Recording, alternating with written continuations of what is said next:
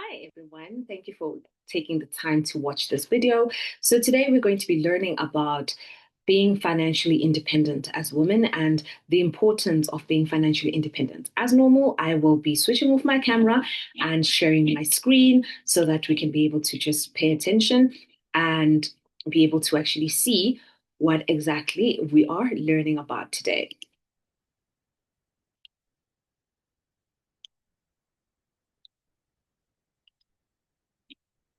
Okay, there we go.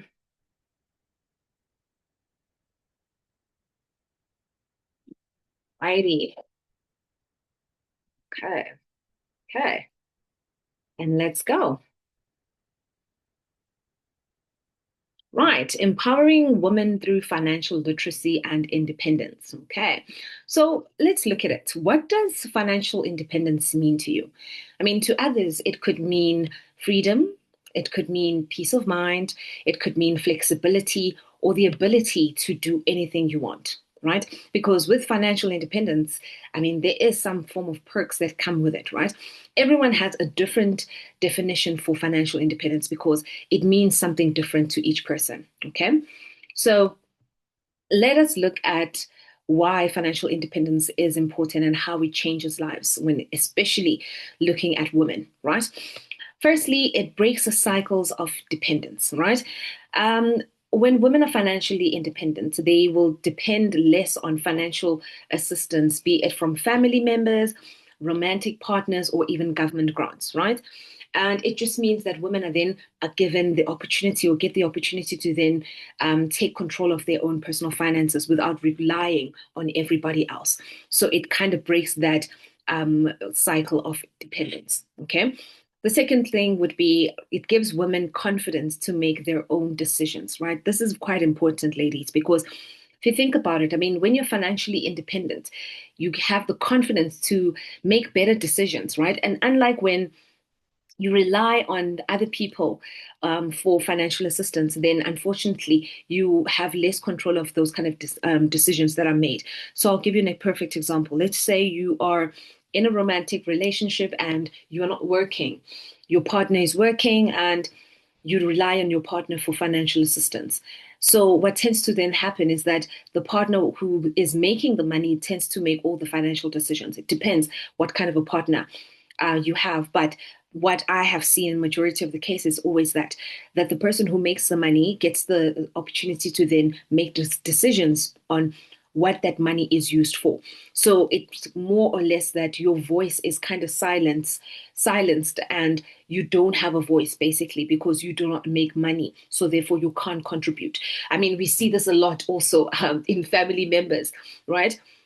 When there's an event, let's say there's some form of an event that needs to be planned in this house at home, and only when the person who has money or makes the money, the most money in the family, arrives, then only things will start moving because that person has now been given that kind of a title that because they make most of the money, they are therefore entitled to then make majority of the decisions, which is unfortunate because then it means everybody else is then silenced, right? If you don't like the opinion of maybe if we're looking for a catering company and you want them to serve chicken because a lot of people eat chicken, and the person who is paying says, no, actually, I like beef, so we will only have beef. So unfortunately, because you don't make the money, you are then cut out of that decision making process. So you see that when you have your own money and you make your own money as a woman, it does give you that confidence to be able to make your own decisions, right? Another example, right, is for example, you are in a relationship and the person you're with is supporting you financially. In some situations, some people are in a situation where the person they are with will tell them what to wear, right? And unfortunately, because you're not paying for those particular clothing items, then you need to be able to wear what the person who's paying says you need to wear. Okay. And it is quite uncomfortable. So you see how it takes away that freedom of being able to have confidence to make your own decisions because you are not financially independent. So when you are financially independent, it kind of gives you that freedom back and that control back to be able to make your own decisions and not need to rely on anybody else, right? When it comes to those decision making. Another example is that it reduces vulnerability to financial abuse.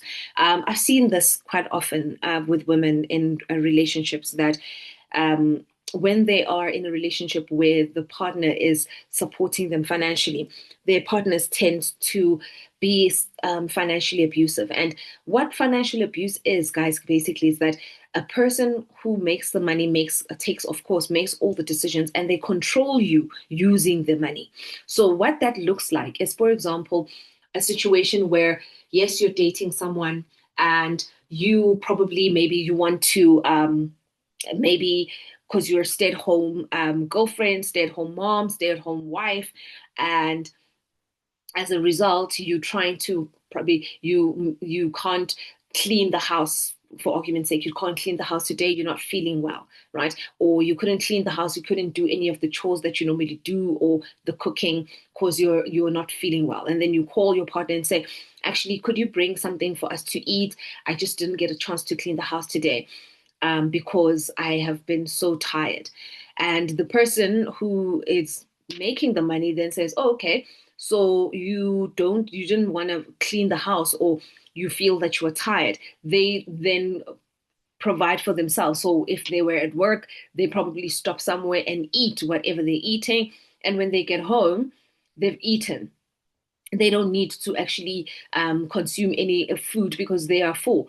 And so now the person who's at home, who's waiting for that meal, finds out that the meal has not been bought or purchased.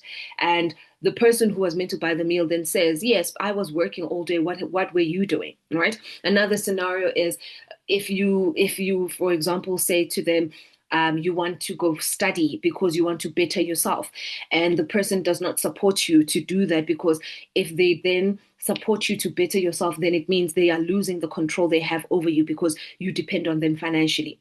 A situation could be that you have friends and the friends want you to go out and have dinner or lunch, and the person who you are dating or married to or you are partner with says to you, no, you can't do that, because you can't do that. Who's going to pay for that lunch? No, you're not going anywhere, right? So now it feels like you're stuck. You're stuck in that house. You can't move because you need money to be able to go wherever you need to go. And the person who's supporting you financially is carrying or controlling the purse strings. So unfortunately, then you find yourself in a situation where you are now stuck and you can't move because this person is then, of course, controlling you using the money. So there's so many different situations, but basically it's when people use the money they have to try and control the next person, and that's a form of financial abuse, where a person says, if you don't do X, I will withhold the money that I give you. So these kind of relationships do exist, and unfortunately a lot of women find themselves in that situation because they are not financially independent, right? So another example would be that when women rise, families and communities rise too. So this is another indication as to the importance of having women being financially independent, is exactly that, because empowering a woman is empowering nations. Women are naturally nurturers, right? So which means that they don't just look out for themselves, but they are able to actually look out for others. So you've heard of a lot of households where some people were raised by single mothers, right? And you look at how far these people have gone because their parents were their mothers were able to actually sacrifice so that they can better themselves. So a mother is a kind of a person who would say that I would rather not eat but make sure that my child eats.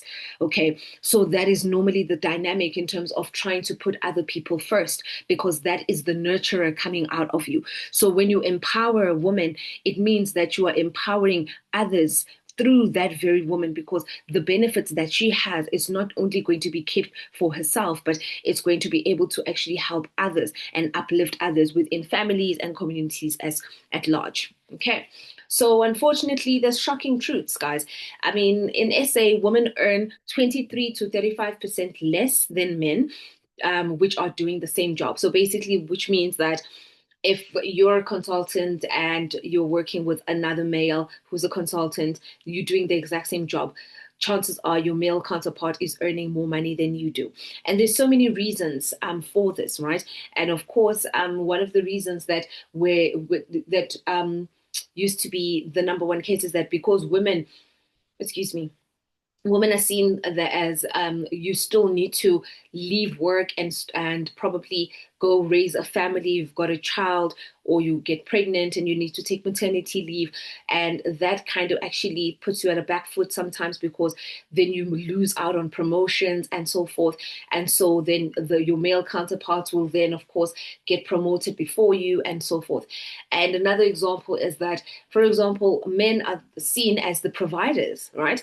Because he's a man, the assumption is that he's the provider, so he will be paid more just because he's a man. And it's not necessarily the case. There are a lot of households that are being led by women. What about those women who are also leading families, right? So these are the unfortunate statistics that we currently have here in SA. So only 3% of CEOs at the JSE listed companies are women. 3%, guys, is nothing. So if we have 100%, 3% is women, meaning 97% is male, right? That is crazy, right? Which then also just highlights the fact that this problem still continues to persist, right? And this is why these statistics stand as they are till today, okay? And then, of course, 54.3% of women form part of the labor force compared to 64.9% of women. So this just basically means the employer is also hiring more men than women. And like I was saying, because you're a woman, okay, I'm a woman and I don't have kids as yet. So I'm already at the age where I'm going to start thinking about wanting to have kids and starting a family. So chances are, if I'm looking for a job and the employer has my CV in front of them, they're going to consider that. They're going to consider the fact that, oh, this woman does not have any children. So chances are, in the next 2 to 3 years, she's probably going to want to start a family, right? And as a result, that person is going to take maternity leave. Those are the kind of decisions they need to make, right? And this is why the labor force has majority men, because men don't take maternity leave. Yes, I know it started off now where men take paternity leave, but it's not necessarily the same, because women still need to recover from the trauma, right? I say that it's trauma because a lot of women that I've spoken to that have given birth say that it's quite a traumatic experience, and it's something that is not spoken about enough, to make sure that women are fully aware of what they're going to go through when they are going through the process of giving birth, not just the nice pictures of the pregnancy reveal pictures and gender reveal parties that people do. Pregnancy is beyond that, right? So those are the kind of decisions that employers tend to make, that actually, if they've got a man and a female, a man and a woman sitting in front of them looking for a job, they're most likely going to hire the man, because they know that the man is not going to come to them and say, I need to take leave, my kids are sick.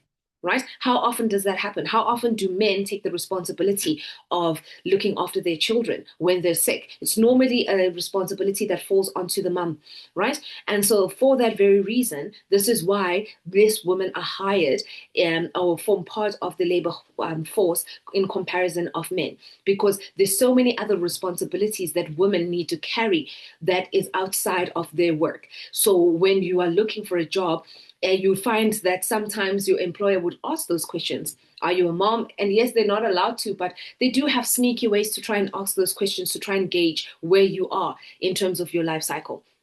Right? Does this person have kids?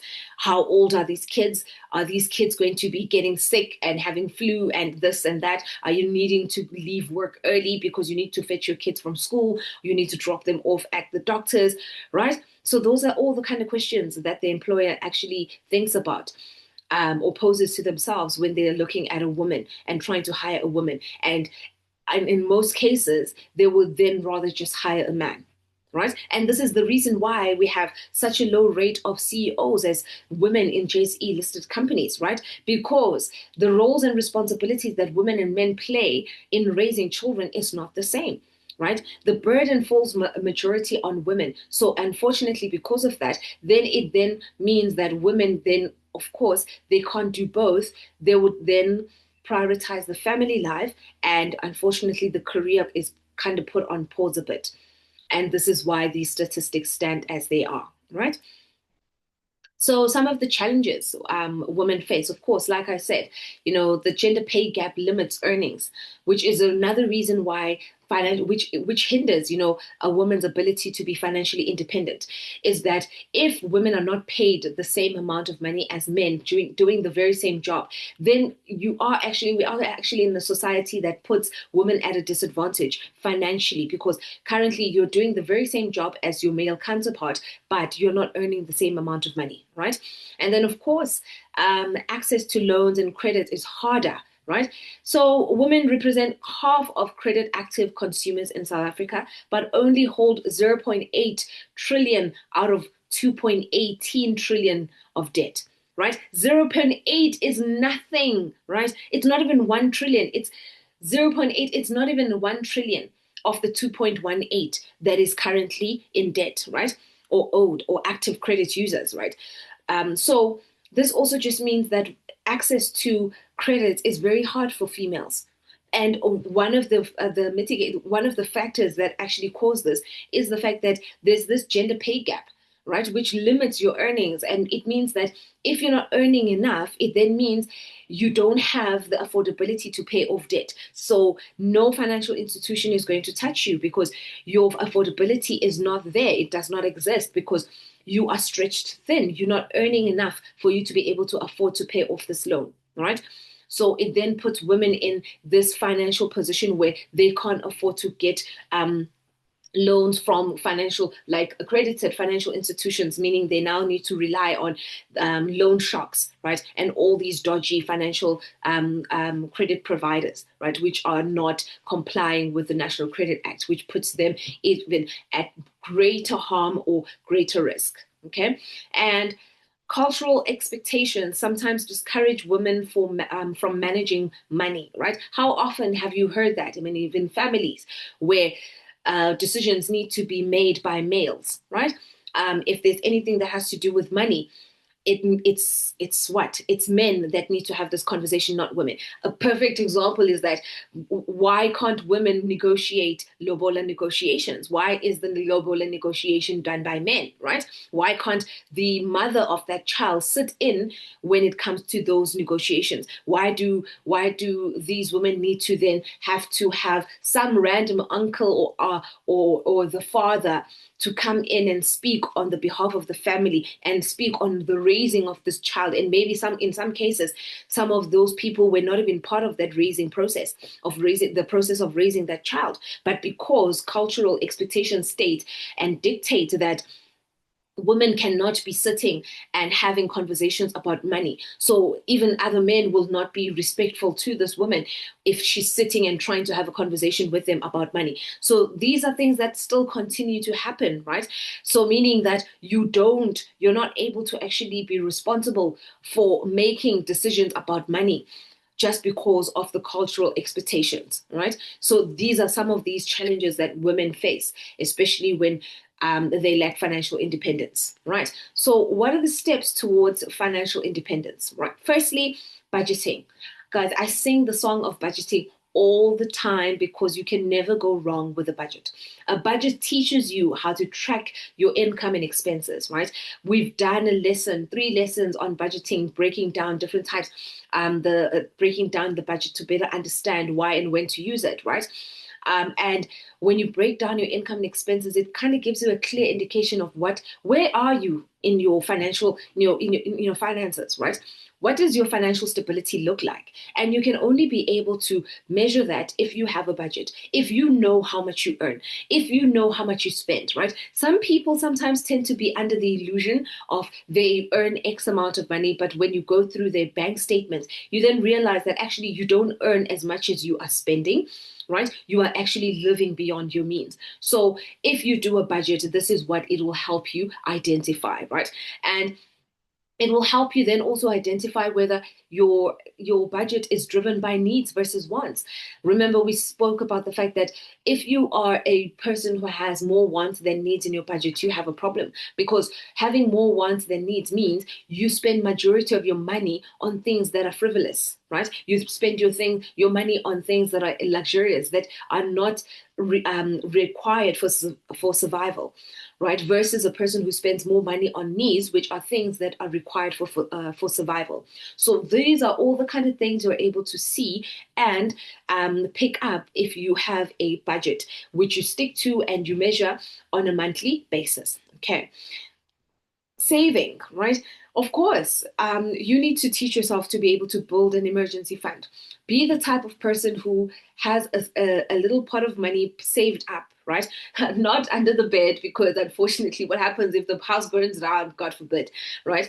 But having a savings account, and I mentioned this in the class where we learned about savings, is that having an emergency fund means you open a stop order, right? You open a stop order after you've done your budget and you've identified how much you can afford to save.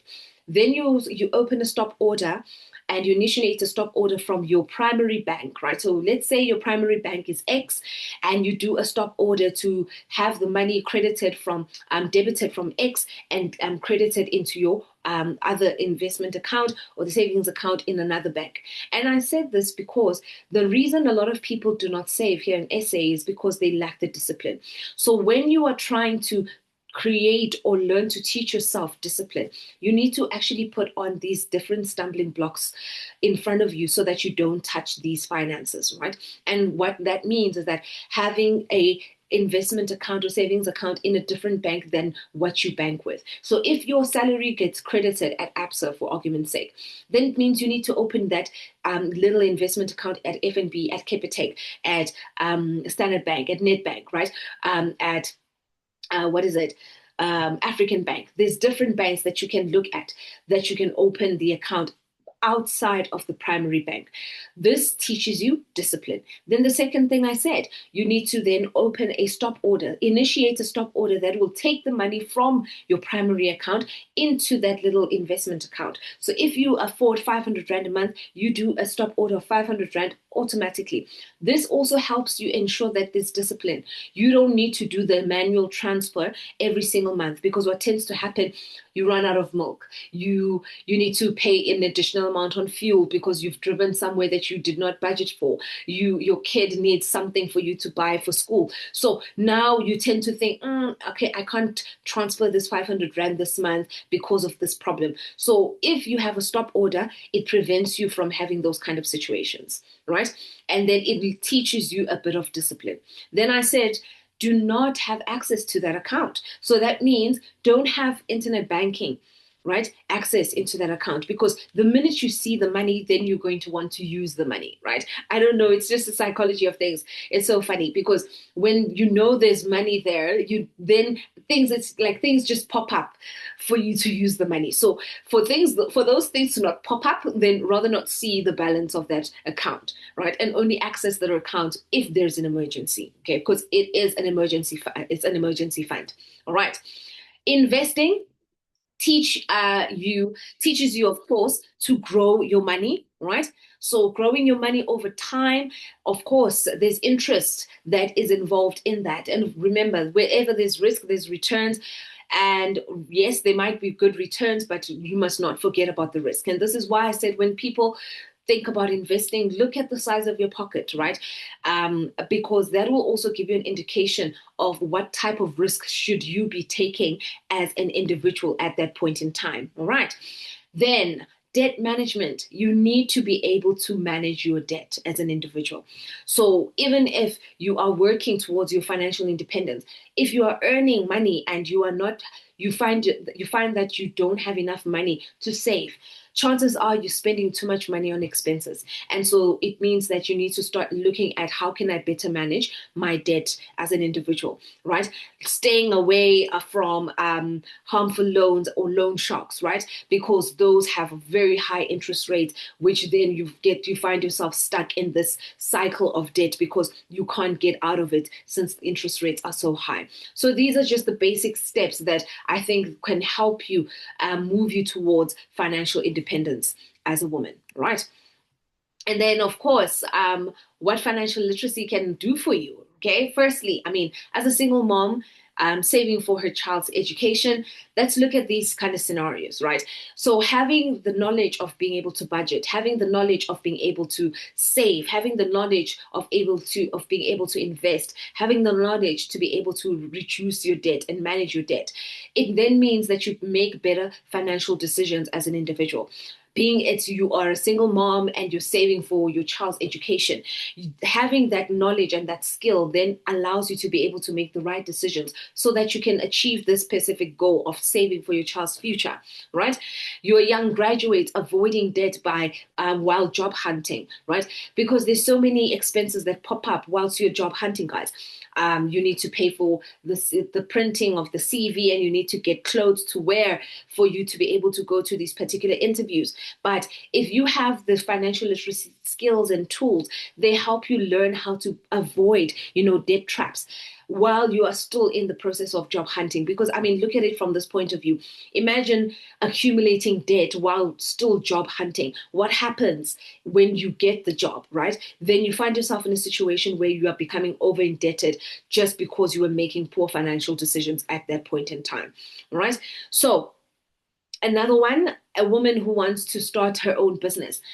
Financial independence means exactly that. You being able to then make the decision whether you want to continue working, you want to be able to start your business and focus on running your own business. Okay. I was fortunate to be in a position where I was able to quit my corporate job and start my business and focus fully on my business. And financial independence and financial literacy helps me do this because, of course, aside from the fact that I teach about financial literacy, but being able to manage my finances well is important for me as a business owner because I don't have the same financial cycle that everybody else, right? I have situations where clients don't pay on time, right? So it means that I still need to make sure that I have enough money to be able to pay for my obligations.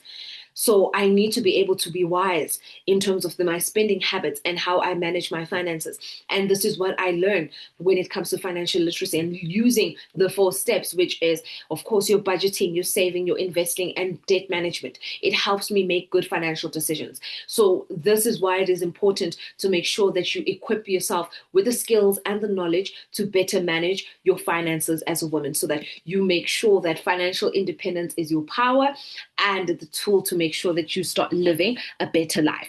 Thank you so much for taking the time to learn today, and follow us on our social media platforms so that you can learn more about all the things we teach about when it comes to money.